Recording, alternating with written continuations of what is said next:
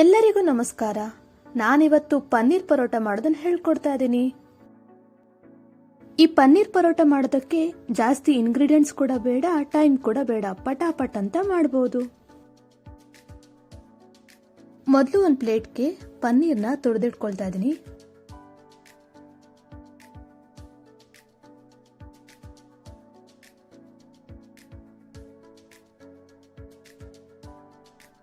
ಸುಮಾರು 100 ಗ್ರಾಂ ಪನ್ನೀರ್ನ ತುರಿದಿಟ್ಕೊಂಡಿದ್ದೀನಿ.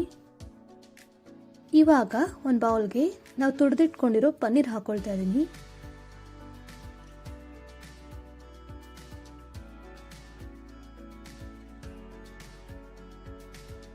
ಒಂದು ಈರುಳ್ಳಿನ ಸಣ್ಣದಾಗಿ ಕಟ್ ಮಾಡಿ ಹಾಕೊಳ್ತಾ ಇದ್ದೀನಿ.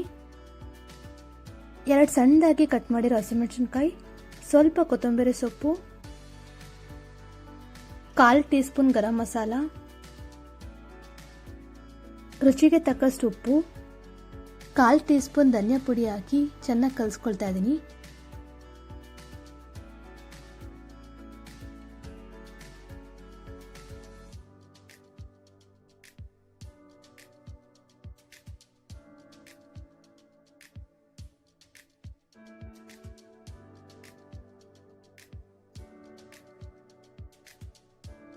ಪನ್ನೀರ್ ಸ್ಟಫಿಂಗ್ ರೆಡಿ ಆಗಿದೆ.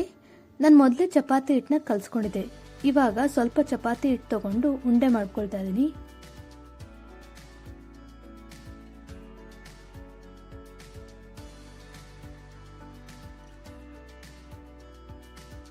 ಇವಾಗ ಚಪಾತಿನ ಲಟ್ಟಿಸ್ಕೊಳ್ತಾ ಇದ್ದೀನಿ.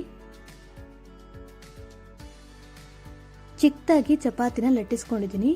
ನಾನು ಮೊದಲೇ ಕಲಸಿಟ್ಟಿರೋ ಪನ್ನೀರ್ನ 1-2 ಟೀ ಸ್ಪೂನ್ ಹಾಕಿ ಸ್ಟಫಿಂಗ್ ಮಾಡ್ಕೊಳ್ತಾ ಇದ್ದೀನಿ.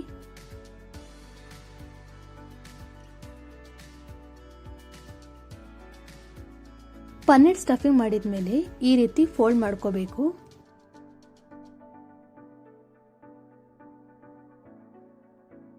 ಫೋಲ್ಡ್ ಮಾಡ್ಕೊಂಡಿದ್ದಾದ್ಮೇಲೆ ಸ್ವಲ್ಪ ಗೋಧಿ ಹಿಟ್ಟಲ್ಲಿ ಅದ್ದಿ ಚಪಾತಿನ ಲಟ್ಟಿಸ್ಕೊಳ್ತಾ ಇದ್ದೀನಿ.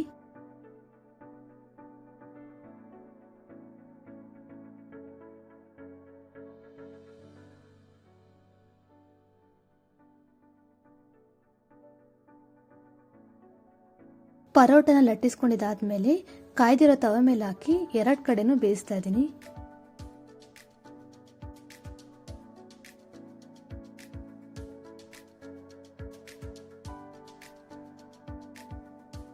ಸ್ವಲ್ಪ ಪರೋಟ ಬೆಂದ್ಮೇಲೆ ಎಣ್ಣೆ ಸವರ್ತಾ ಇದ್ದೀನಿ.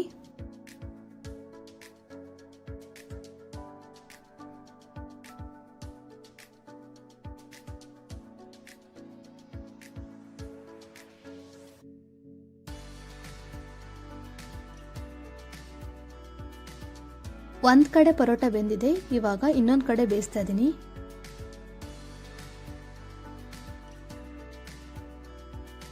ಇನ್ನೊಂದು ಸೈಡ್ ಕೂಡ ಎಣ್ಣೆ ಸವರ್ತಾ ಇದ್ದೀನಿ.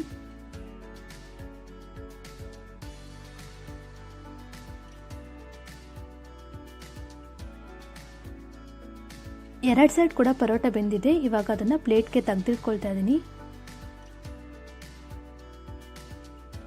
ನಾನಿವಾಗ ಬಿಸಿ ಬಿಸಿ ಪನ್ನೀರ್ ಪರೋಟ ಮೇಲ್ಗಡೆ ಬೆಣ್ಣೆ ಸವರ್ತಾ ಇದ್ದೀನಿ. ಪನ್ನೀರ್ ಪರೋಟ ಬೆಣ್ಣೆ ಅಥವಾ ಮೊಸರು ಜೊತೆ ಕೂಡ ತಿನ್ಬೋದು.